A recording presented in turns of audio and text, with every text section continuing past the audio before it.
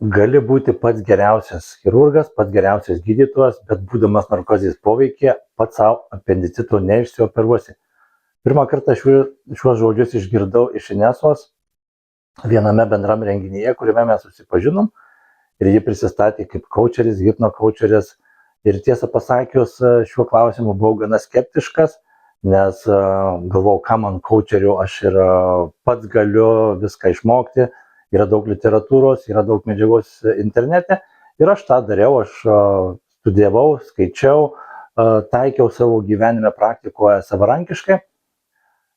Ir visą laiką buvo toks trūkumas, toks jausmas, kad kažko trūksta, kažko nėra iki galo.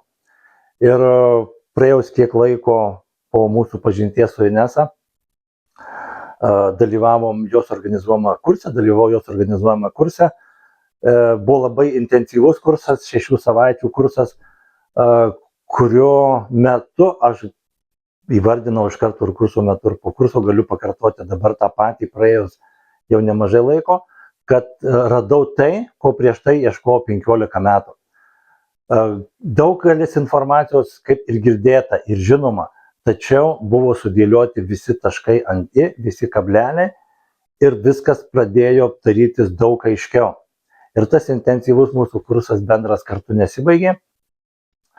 Vien tik tai tuo kurso tęsėme tęstinį kursą mokymą, nes tobulėjimas tai yra kasdienybė, mūsų kiekvienos dienos darbas. Ir jeigu noriu keisti gyvenimą, turiu keisti pats save, būti geresnis, nei buvau vakar. Ir kas pasikeitė, kas keičiasi, pasikeitė ir keičiasi viso pažinties metu, mokymų metu, kurso metu. Nors iš pradžių, kaip ir sakau, buvau kažkiek skeptiškas ir nežinojau, ko tikėtis, tačiau pasiekė tikrai daug dalykų, kurie ne tai, kad pasikeitė, jie ir keičiasi, kaip minėjau, ir toliau. Pirmiausia, pradėjau daug geriau suprasti aplinkinius žmonės. Aš pradėjau juos visai kitaip priimti, nes suprantu, kodėl jie taip elgiasi, suprantu situacijas, matau situacijas ir priežastis, kodėl jie taip pasielgia. Galiu jas vertinti, nagrinėti ir padaryti visai kitas išvadas. Pasikeitė bendravimas, santykiai su žmonėmis. Netgi mūsų šeimoje bendravimas su mano žmona, artimų rate irgi stipriai pasikeitė. Kodėl? Nes paprasčiausiai aš pasikeičiau ir keičiuosi toliau.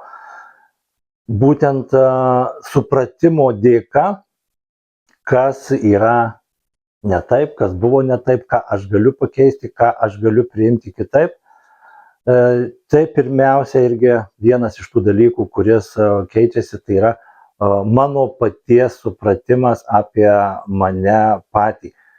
Kodėl vyksta vieni dalykai būtent taip, o ne kitaip. Ir kaip aš juos galiu pakeisti, jeigu man jie nepatinka.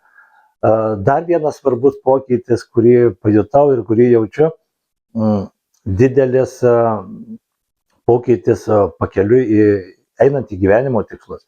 Juos gryninant, link jų judant, visai kita kryptis atsiranda, nes tiesiog tu gyveni visai su kita emocija, o gyvendamas su kita emocija, tu atitinkamai gauni ir visai kitą rezultatą. Taigi, iš tiesų, jeigu trumpai apibendrinant, gavau daug daugiau ir gaunu daug daugiau, nei iš tiesų galėjau tikėtis. Ir kuo man patinka visas tas tęstinis mokymas. Viskas vyksta labai paprastai ir labai natūraliai.